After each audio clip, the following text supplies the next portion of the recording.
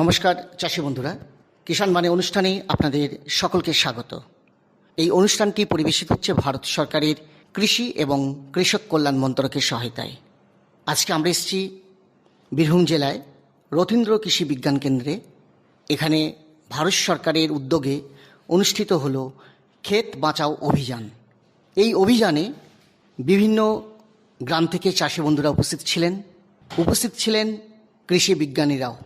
আজকে বিস্তারিত যে আলোচনা হলো তার বেশ কিছু গুরুত্বপূর্ণ বিষয় আপনাদের সামনে তুলে ধরলাম।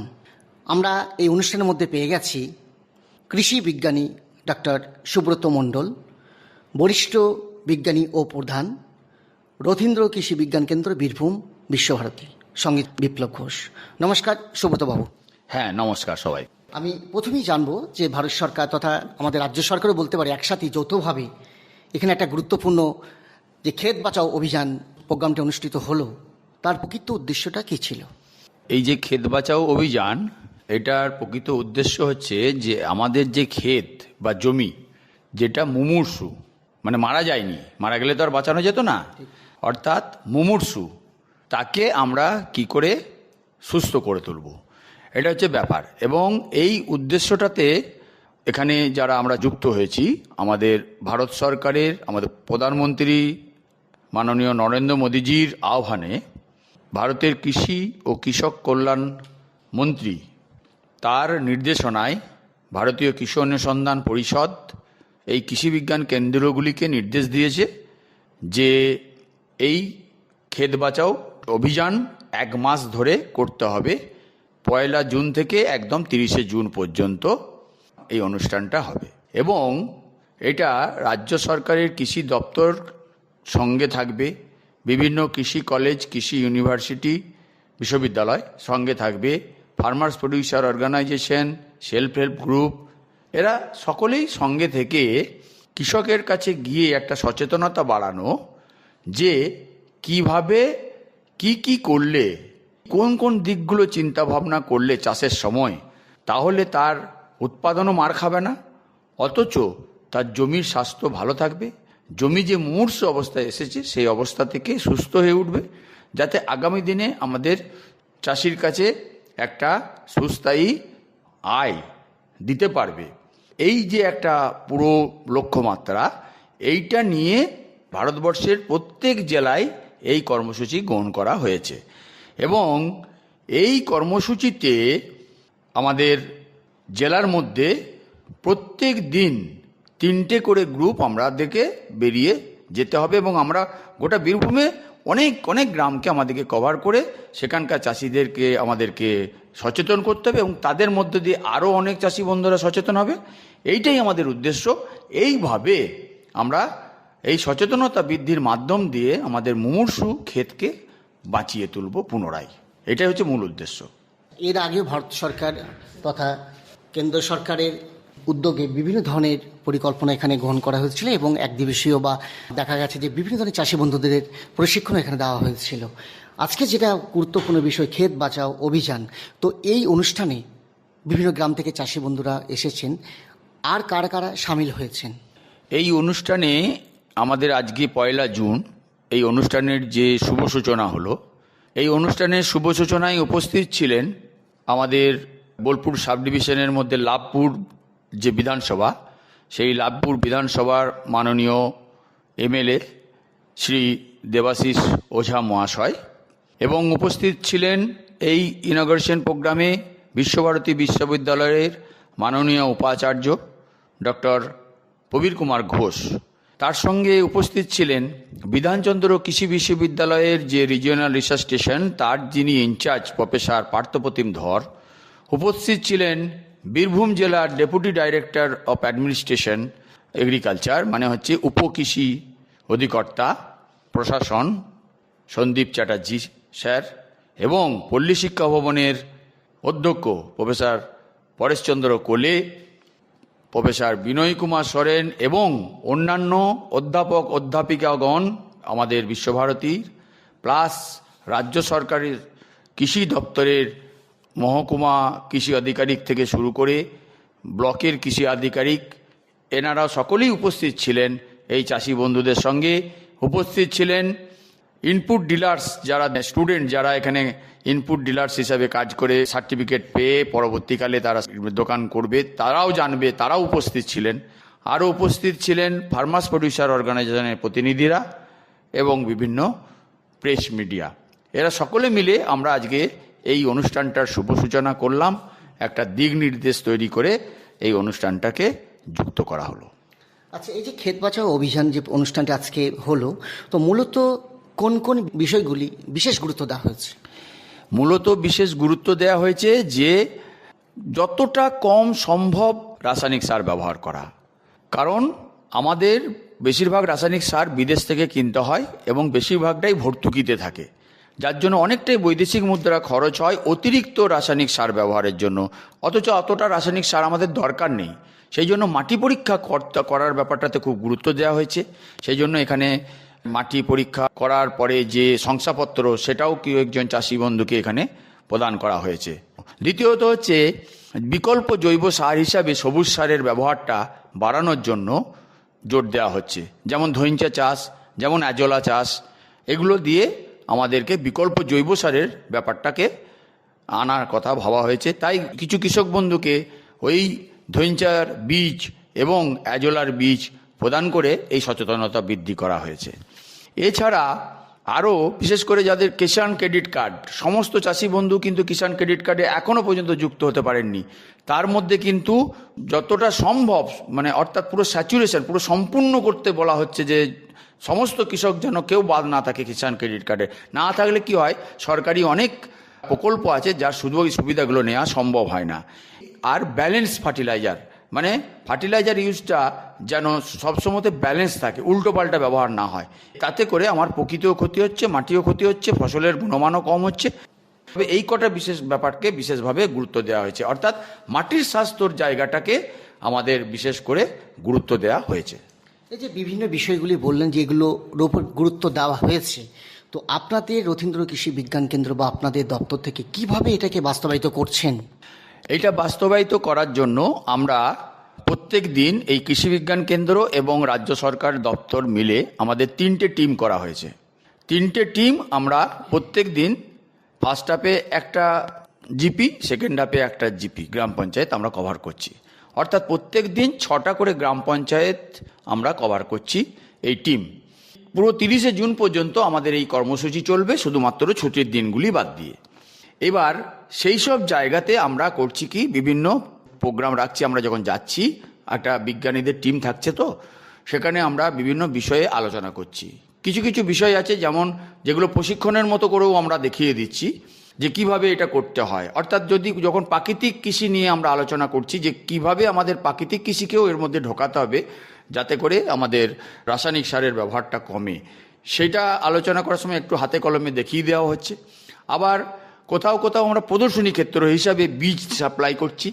দিয়ে ধরুন অ্যাজোলাটা ব্যবহার করলে যে আমরা এত ভালো বলছি, সেই অ্যাজোলা যাতে তারা পায়, তাদেরকে অ্যাজোলার বীজ ওখানে পৌঁছিয়ে কিভাবে সেই অ্যাজোলাটাকে বাড়িয়ে জমিতে প্রয়োগ করা যাবে সেইটাকে ওখানে প্রদর্শনী করানো হচ্ছে। ধইঞ্চার বীজ তৈরির জন্য কেভিকে কৃষি বিজ্ঞান কেন্দ্র এবং বিভিন্ন খামারে এবং কিছু প্রোগ্রেসিভ চাষির কাছে একদম নির্দিষ্ট কিছু জমিকে আমরা সিলেক্ট করেছি যাতে করে প্রচুর পরিমাণে ধইঞ্চার বীজ এবার থেকে তৈরি হতে পারে এবং চাষি বন্ধুরা পেতে পারেন। এছাড়া মাটি পরীক্ষা করার জন্য কিভাবে মাটি পরীক্ষা নমুনা সংগ্রহ করতে হয় সেটা হাতে কলমে ওখানে গ্রামে দেখানো হচ্ছে, যাতে করে তারা সুন্দরভাবে ওটাকে নিয়ে আমাদের কৃষি বিজ্ঞান কেন্দ্রেই হোক বা আমাদের বিশ্বভারতীর পল্লী শিক্ষা ভবনের যে রাজ্য মৃত্তিকা পরীক্ষাগার আছে সেখানে হোক, তার মাটি পরীক্ষা করে তাকে শংসাপত্র তুলে দেওয়া হয়, যাতে সেই ব্যবস্থা সেটারও আমাদের ওই প্রশিক্ষণ মাধ্যমে এবং সচেতনতার মাধ্যমে ওটা আমাদেরকে ওখানে আমরা করছি। আর বিভিন্ন জায়গায় কি করে কিষাণ ক্রেডিট কার্ডের জন্য অ্যাপ্লিকেশন দরখাস্ত করতে হবে, কি কি লিখতে হবে, সেইগুলো নিয়েও আমরা বসে হাতে কলমে তাদেরকে করিয়ে দিচ্ছি। এবং সারের ব্যাপারটাকেও আমরা ওখানে তাদেরকে হিসাব করে দেখিয়ে দিয়েছি যে ব্যালেন্স ফার্টিলাইজার ইউজ করলে বা মাটি পরীক্ষা করে সার ব্যবহার করলে লাভ বেশি, ক্ষতি কম, ফলন ভালো, গুণমানের ফলন, সেটা হাতে কলমে ওখানে বোর্ড দিয়ে দেখিয়ে অঙ্ক বসে দেখিয়ে দেওয়া হচ্ছে। এইভাবে আমরা ট্রেনিং, অ্যাওয়ারনেস, ডেমনস্ট্রেশন এই সমস্ত পদ্ধতিগুলোই ব্যবহার করছি করে আমরা চাষি বন্ধুদের কাছে এগুলো পৌঁছাবো। এইভাবেই আমাদের কাজগুলো এগিয়ে চলেছি।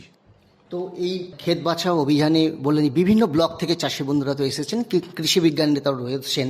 মূলত এই যারা উপস্থিত রয়েছেন তাদের মধ্যে কি রকম সাড়া পাচ্ছেন?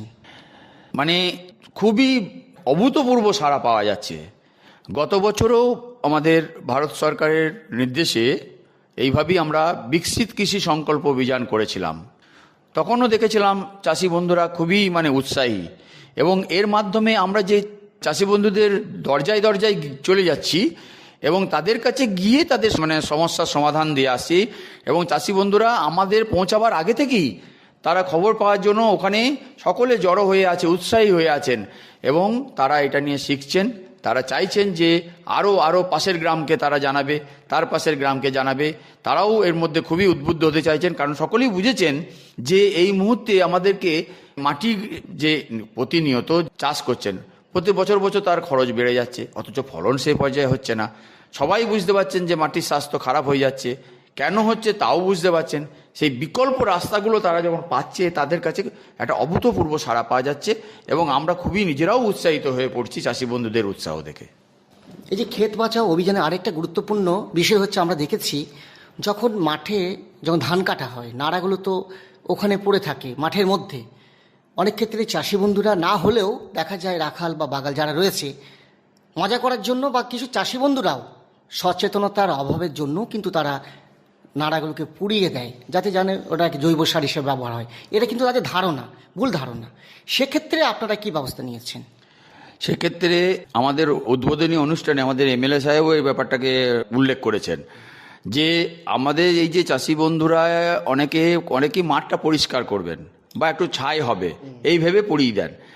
এবার সেইটা নিয়ে উনিও উদ্বেগ প্রকাশ করেছেন, আমাদের ভাইস চ্যান্সেলরও উনি উদ্বেগ প্রকাশ করেছেন, এবং এইটাও আমাদের সচেতনতার মধ্যে রাখা হয়েছে যে ওইটা পুড়িয়ে দিলে কি হয়, মাটির মধ্যে উপকারী জীবাণুগুলো সব মারা যায়, এবং তার মধ্যে ভালো করে জার্মিনেশন হয় না, অনেক মাটিটা নষ্ট হয়। আর দেখবেন একটা কথা সবাই জানেন যে মাটি পুড়িয়ে কি হয় না, ইট হয়।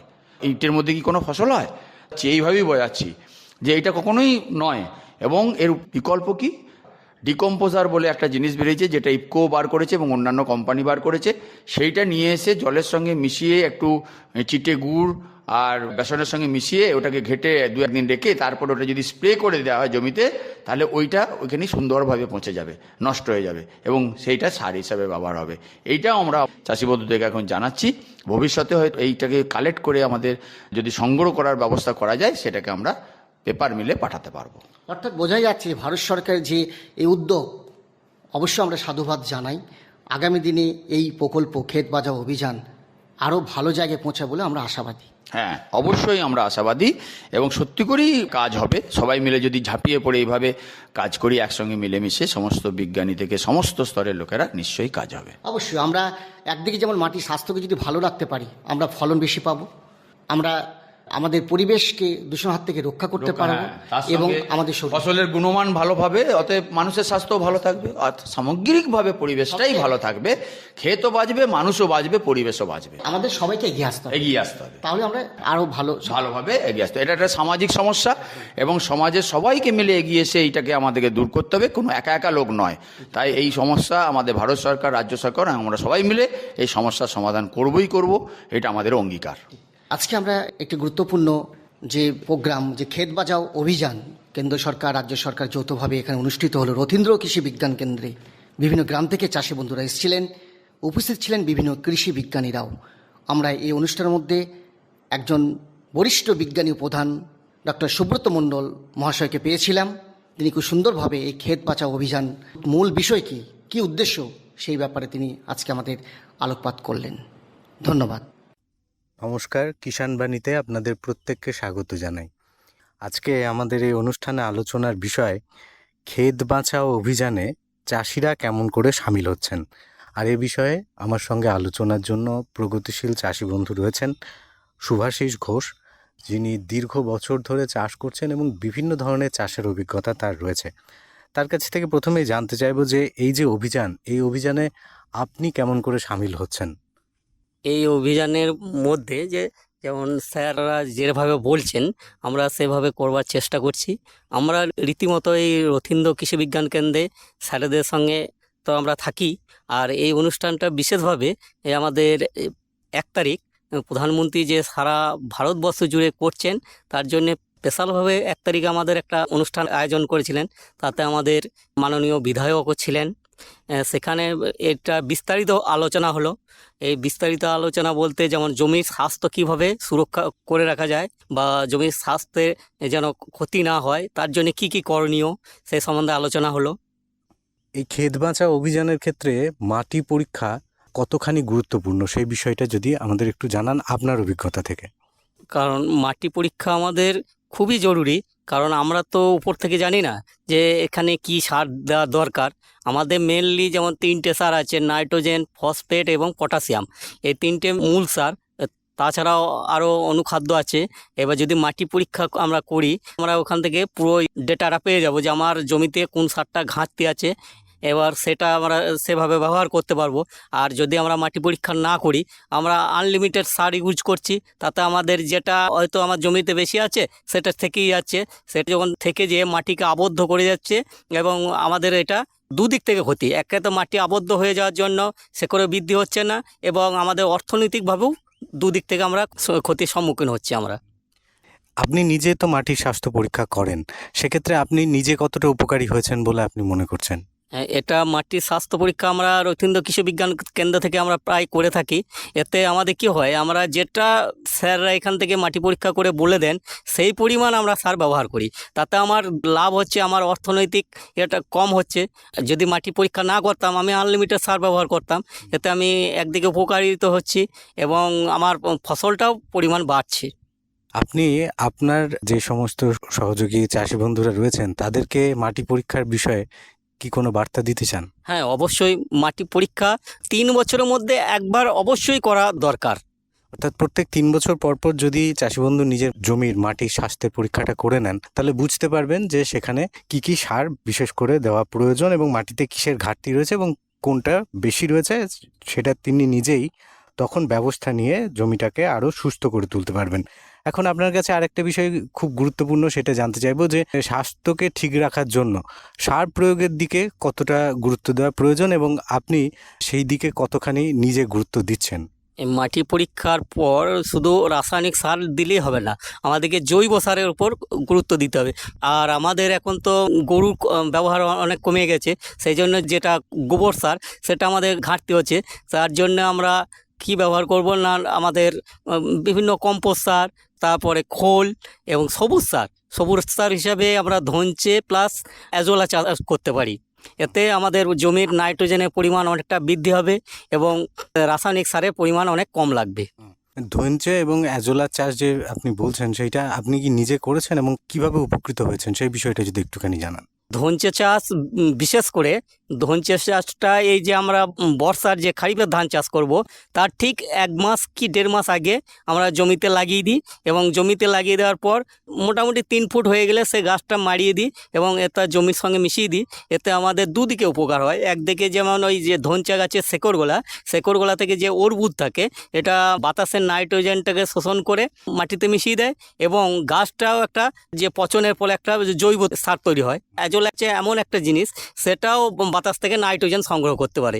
এবার অ্যাজোলাটা কিভাবে ব্যবহার করা যায়, আমরা যদি 100 গ্রাম অ্যাজোলা নিয়ে যদি এটা প্রায় ধরুন 1 বিঘা জমিতে যদি আমরা ছিটিয়ে দিই, এটা দেখা যাবে 10-15 দিনের মধ্যে গোটা জমিটা ভরে যাচ্ছে এবং বাতাস থেকে নাইট্রোজেন সংগ্রহ করে ওরা নিজের মধ্যে রাখছে। পরে তখন এটা জমির সঙ্গে মিশিয়ে দিলে আমাদের জমির নাইট্রোজেনের ঘাটতিটা অনেক মেকআপ দেবে। এ তো গেল সবুজ সারের বিষয়ে। এখন আরও একটি গুরুত্বপূর্ণ সার বর্তমান সময়ে চাষি বন্ধুরা ব্যবহার করছেন, সেটা হচ্ছে কেঁচো সার। আপনি নিজেও ব্যবহার করেন, তো এই যে কেঁচো সারটাকে ব্যবহার করার জন্য কেমন করে কেঁচো সার তৈরি করেন এবং সেক্ষেত্রে কতখানি উপকৃত হয়েছেন, আপনার জমির মাটির স্বাস্থ্য কতটা ভালো হয়েছে সে বিষয়টা যদি শ্রোতা বন্ধুদের একটুখানি জানান। ঘরে যে আবর্জনাগুলো থাকে, যেমন তরকারি খোসা এবং বিভিন্ন রকম আমরা বাড়িতে যা থাকে, ওর সঙ্গে অল্প গোবর দিয়ে আমরা উন্নত জাতের কেঁচো, যেমন আইসোনিয়া নেফিডিয়া নামে একটা কেঁচো পাওয়া যায়, সেটা যদি আমরা ওই একটা চৌবাচ্চার মধ্যে যদি ছেড়ে রেখে দিই, দেখা যাবে যে 10-15 দিন পর ওই কেঁচোগুলা ওই জৈব বস্তুটা খেয়ে একটা ওদের পায়খানার মাধ্যমে চায়ের গুটি গুটির মতো একটা সৃষ্টি করছে, এবং এটা জমিতে দিলে ব্যাপক কাজ হয়। এবার এই যদি এই সার আমরা বাড়িতে যদি পিট তৈরি করে আমরা ব্যবহার করতে পারি, এতে জমির অনেক উপকার পাওয়া যাবে। আরও একটি গুরুত্বপূর্ণ বিষয় রয়েছে মাটির স্বাস্থ্যকে ভালো রাখার ক্ষেত্রে, সেটা হচ্ছে চাষের ক্ষেত্রে ডাল শস্যের চাষ যদি সারা বছরে একবার করা যায়, সেক্ষেত্রেও অনেকাংশে মাটির স্বাস্থ্য ভালো হয়। এই বিষয়টা যদি আপনার কাছ থেকে একটু বিস্তারিত জানতে পারতাম। আমাদের সারা শস্য পর্যায়ে একবার যদি আমরা ডাল শস্য চাষ করতে পারি, আমরা জানি যে ডাল শস্য চাষ করলে আমরা ধনচা চাষ করলে যেমন একটা অর্বুদ তলাতে তৈরি হয়, ডাল শস্য ক্ষেত্রেও কিন্তু সেরকম একটা রাইজোবিয়াম নামে একটা ব্যাকটেরিয়া এরকম মাটির নিচে ওই শেকড়ে জমা থাকে, এবং সেগুলা থেকে ওরা বাতাসের নাইট্রোজেনকে শোষণ করে মাটিতে জমা রাখে। আর আমাদের যে চাষের জন্য নাইট্রোজেন বেশিরভাগ প্রয়োজন হয়, এবং সেই নাইট্রোজেনটা আমরা বাতাস থেকে এবং ডাল শস্যর মাধ্যমে আমাদের জমিতে সংগ্রহ হবে, এবং এই নাইট্রোজেন যদি আমাদের সংগ্রহ হয়, সেক্ষেত্রে আমাদেরকে বাড়তি ইউরিয়া ব্যবহার করতে হবে না। এর ক্ষেত্রে আমরা অনেক উপকৃত হব। চাষের জন্য সবথেকে প্রথম যেটা প্রয়োজন সেটা হচ্ছে জমি। সুতরাং সেই জমি যদি তার স্বাস্থ্যের গুণগত মান কমতে থাকে, তাহলে সেক্ষেত্রে চাষের ক্ষতি হওয়ার সম্ভাবনাই সবথেকে বেশি। সুতরাং এই ক্ষতির সম্মুখীন যাতে চাষি বন্ধুরা না হন, সেই জন্য বিভিন্ন রকমের ব্যবস্থা ভারত সরকারের পক্ষ থেকে এই সময়ে এই ক্ষেত বাঁচাও অভিযানের মধ্যে দিয়ে নেওয়া হচ্ছে। চাষি বন্ধুরাও এই অভিযানে সামিল হচ্ছেন। আরও একটি গুরুত্বপূর্ণ বিষয় ক্ষেতের স্বাস্থ্যকে সুস্থ রাখার ক্ষেত্রে, সেটি হলো ধান কাটার পর, বিশেষ করে মেশিনে ধান কেটে ফেলার পরে যে খড় জমিতে পড়ে থাকে, অনেক ক্ষেত্রেই দেখা যায় যে সেক্ষেত্রে চাষিরা নিজেরাই হয়তো সেখানে আগুন দিয়ে সেটাকে পুড়িয়ে দিচ্ছেন, ভাবছেন ওই ছাইটা জমিতে মিশে সার হয়ে যাবে। এইটা কতটা ভুল, সেটা আপনি নিজে কি ব্যবস্থা নেন, সেই বিষয়টা যদি আমাদের একটুখানি জানান। আমরা দেখি যে আমাদের অনেক চাষি বন্ধুরা এই যে ধানের যে নাড়া বা যে অংশটা পড়ে থাকে জমিতে, সেটা পুড়িয়ে দেয়। ভাবে হয়তো আমাদের এই ছাইটা হয়তো পটাশের কাজ করবে, কিন্তু এটা একবারেই সর্বব্য সত্য নয়, কারণ এটা আমাদের জমিকে ব্যাপকভাবে ক্ষতি করে। কারণ এই যে আগুনটা যখন জ্বলছে, আগুন জ্বলার পরে আমাদের জমিতে যে আমরা সার দিই, সারটা কি সরাসরি তো আমাদের গাছ নিতে পারে না, তার জন্যে মাটিতে অনেক ব্যাকটেরিয়া থাকে, এই ব্যাকটেরিয়াগুলো কিন্তু মারা যায়। এই ব্যাকটেরিয়া মারা গেলে আমরা যতই সার ব্যবহার করি কিনা, সে সারটা কাজে লাগবে না। সুতরাং আমাদের একটা অবশ্যই করণীয় যে জমির লাড়া অবশ্যই না পোড়ানো, এবং পরিবেশের ক্ষতি তো হচ্ছেই, তার ফলে আমাদের আবহাওয়ার অনেক পরিবর্তন হচ্ছে। সেই জন্য আমরা কি করি, আমরা অনেকটা চেষ্টা করি যে এটাকে যেভাবে হোক, জল ভরে হোক বা চাষ দিয়ে হোক, মাটিতে মিশিয়ে দিয়ে পচিয়ে দিয়ে, যাতে আবার জমিতে এই জৈব কার্বনটা থেকে যায়। তার জন্য যে বিভিন্ন রকম ডিকম্পোজার পাওয়া যাচ্ছে, এই ডিকম্পোজার স্প্রে করে দিলে আমাদের ওই যে খড়ের যে অংশটা পড়ে থাকে, সেটা মাটিতে পচে যায়। পচে যাওয়ার ফলে আমাদের জমিতে কার্বনের মাত্রাও বাড়ছে এবং জমির স্বাস্থ্যটাও ভালো থাকছে। একেবারেই। শুভাশিসবাবু যেরকম করে আমাদের সঙ্গে আলোচনা করলেন, তিনি নিজে এই সমস্ত ব্যবস্থা গ্রহণ করেছেন, যাতে করে তিনি উপকৃত হয়েছেন। এই একইভাবে যদি শ্রোতা বন্ধুরা তাদের নিজেদের জমির স্বাস্থ্যের কথা চিন্তা করে ব্যবস্থা নেন, তাহলে মাটির স্বাস্থ্য ভালো থাকবে এবং ক্ষেত বেঁচে থাকবে, আর আরও ভালো ফসল চাষি বন্ধুরা তাদের বাড়িতে তুলতে পারবেন। অনেক অনেক ধন্যবাদ সুভাষিসদা আপনাকে, এবং যারা আমাদের সঙ্গে অনুষ্ঠান শুনলেন তাদের প্রত্যেককে ধন্যবাদ জানিয়ে আজকের কিষাণ বাণী এখানেই শেষ করলাম।